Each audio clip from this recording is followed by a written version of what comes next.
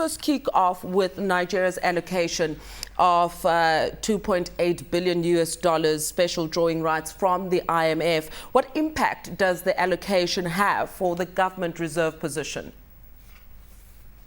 Well, the special drawing rights from the IMF is actually a way for most governments to boost reserves.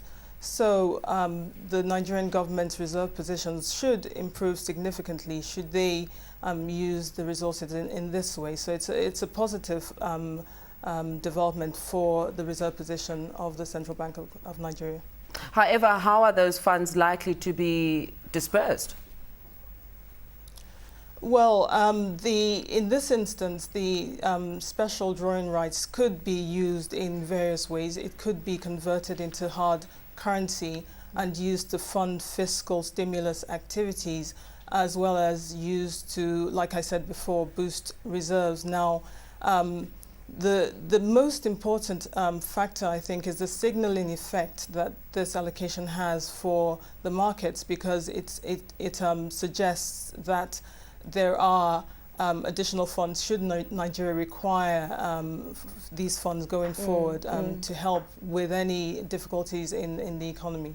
That's great. Weyinmi, now, well, in terms of the Naira, we've seen the currency drop by almost 2.7% over the last month. What impact will this injection have, if any? Well, if the government finds itself in a position where it has to support the currency market going forward, this will lend that support and support the Naira as I've talked about before. So that's the main impact, and that's if the government chooses to use the allocation in this way to support the currency. Now, Weyinmi, Governor Sanusi, as I've quoted in the intro earlier, has been quoted as saying Nigeria is likely to see robust non-oil economic growth of more than 6% this year. Where is that growth likely to come from?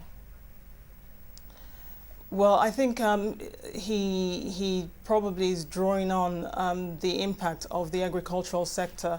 If you look back to the second quarter report that the CBN released, I think at the end of August, the agricultural sector was highlighted as the major contributor to growth, and I think this is going to continue going forward.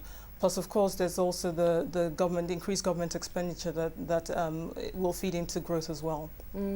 Weyinmi, according to Standard Chartered, looking at the debt levels in the country, according to Standard Chartered, they're at a satisfactory level. However, CBN has issued its own projections. Take us through those.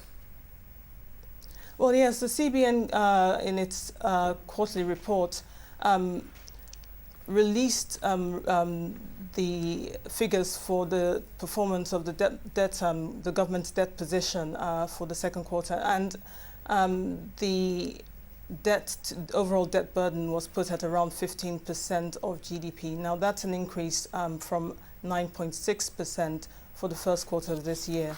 So in the very short term, we're seeing an increase in debt, and this is as a result of increasing fiscal deficit, which stands at around 6% of GDP.